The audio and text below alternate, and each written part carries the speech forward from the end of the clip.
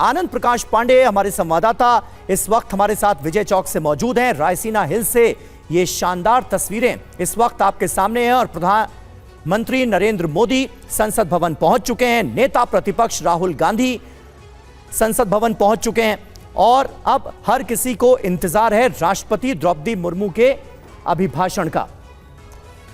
पिछले 10 सालों में मोदी सरकार की जो पॉलिसीज रही देश के लिए, उनका उल्लेख आज के अभिभाषण में हो सकता है। साथ ही साथ आने वाले 5 सालों के लिए मोदी सरकार का प्लान क्या है, प्राथमिकताएं क्या रहने वाली हैं, क्या होंगी सरकार की प्रायोरिटीज, इस पर भी फोकस रहेगा। जाहिर सी बात है जब राष्ट्रपति संसद के ज्वाइंट सेशन को संबोधित करेंगी।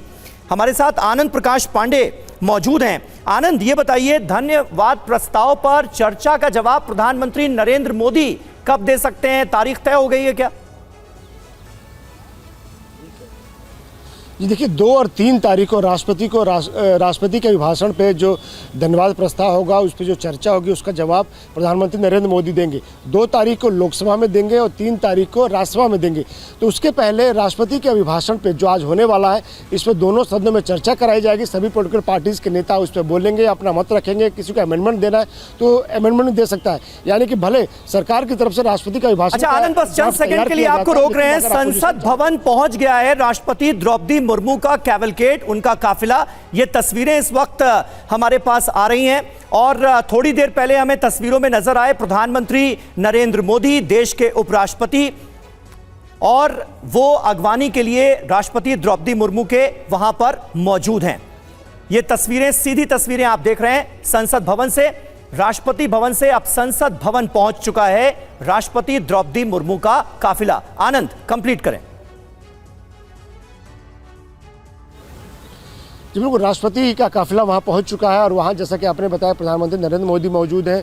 राज्यसभा के जो सभापति हैं और जो उपराष्ट्रपति हैं वो वहाँ पर मौजूद है। लोकसभा स्पीकर वहाँ मौजूद रहेंगे और जैसे ही राष्ट्रपति उतरेंगी अपनी गाड़ी से, तो उसके बाद उनको अगवानी करते हुए प्रधानमंत्री नरेंद्र मोदी, स्पीकर, उपराष्ट्रपति, उनको जो लोकसभा का चैम्बर है वहाँ पर लेके जाएंगे और सबसे आगे जो है, जो सेंगोल है, उसको लेकर मार्शल चलेंगे।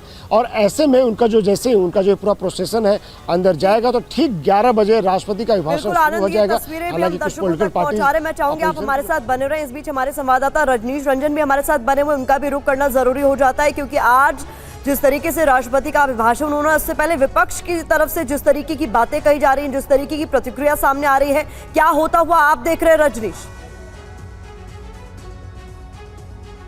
देखिए, निश्चित तौर पर विपक्षी पार्टियों की ओर से जो रणनीति बनाई गई है वो पहले दिन से ही साफ है कि वो हर मसले पर, हर मौके पर सरकार को घेरेंगे और अपना विरोध दर्ज कराएंगे। लेकिन राष्ट्रपति का जो अभिभाषण होता है किसी राजनीतिक दल का ये कार्यक्रम नहीं है, देश का कार्यक्रम है, संसद का कार्यक्रम है और इसी अभिभाषण के जरिए राष्ट्रपति सरकार के कामकाज का ब्यौरा पेश करती हैं और अगले 1 साल के लिए सरकार क्या काम करने वाली है उसकी एक समीक्षा रिपोर्ट भी पेश की जाती है। तो कहीं ना कहीं देश की जो पूरी गतिविधि है वो राष्ट्रपति के अभिभाषण से शुरू होता है और कल और परसों प्रधानमंत्री इस पर अपना जवाब भी देते हैं। तो ऐसे में विपक्षी पार्टियों की ओर से जो रुख है, निश्चित तौर पर यह कहा जा सकता है कि वो राजनीतिक रुख है। लेकिन अब जब राष्ट्रपति संसद भवन पहुंच गई हैं और जो वहां की औपचारिकताएं हैं वो पूरी की जा रही हैं, तो अब ये देखना बहुत महत्वपूर्ण होगा। बिल्कुल, रजनीश और आनंद, आप दोनों हमारे साथ बने रहे। इस वक्त हम सीधी तस्वीरें देख रहे हैं। राष्ट्रपति द्रौपदी मुर्मू का काफिला संसद भवन पहुंच चुका है।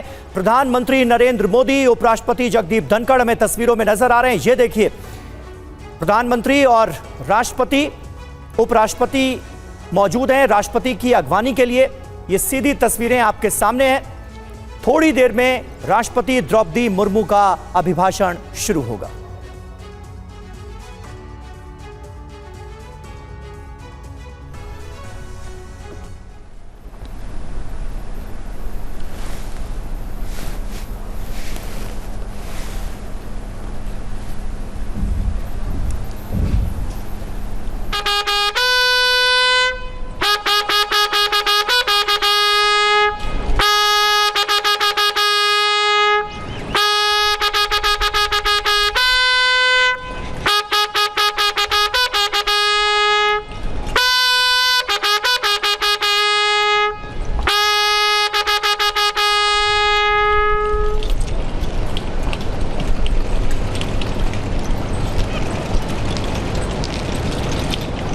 सलामी के पश्चात राष्ट्रपति संसद देख भवन रहे के भीतर हैं जाती आप हुई। संसद भवन के अंदर दाखिल हो रही है जगदीप राष्ट्रपति धनखड़। द्रौपदी मुर्मू, साथ में प्रधानमंत्री मोदी को आप देख रहे हैं।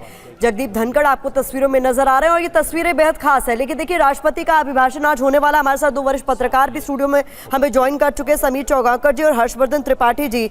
समीर सर, यहाँ पर बहुत महत्वपूर्ण हो जाता है ये समझना कि राष्ट्रपति का जो अभिभाषण है वो पिछले 10 साल में मोदी सरकार की जिस तरीके का कार्यकाल रहा है, जो उपलब्धियां रही हैं, उसकी तो चर्चा होगी, उसका जिक्र होगा, लेकिन अगले 5 साल का रोड मैप भी सामने रखा जाएगा। ऐसे में जरूरी नहीं होता है कि विपक्ष सदन में मौजूद रहे और ओपन माइंडेड होकर उन चीजों को सुने, ताकि वो तय कर सके कि उसे अपना किस तरीके से रुख आगे रखना है।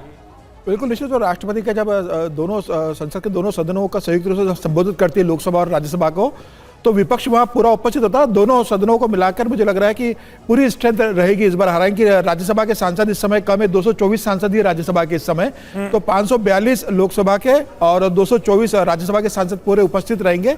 और राष्ट्रपति का अभिभाषण जो होता है वो विपक्ष भी बहुत ध्यान से सुनता है, क्योंकि अगले 5 साल सरकार क्या करने वाली है उस पर उसका पूरा रोड में होता है, सरकार का विजन होता है। देखिए, प्रधानमंत्री मोदी 2014 में जब पहली बार बने थे, उस समय प्रणब मुखर्जी ने दोनों सदनों को संयुक्त संबोधित किया था। 2019 में रामनाथ कोविंद ने पहले सत्र को संबोधित किया था और आज द्रौपदी मुर्मू 18वीं लोकसभा के पहले सत्र को संबोधित करेगी।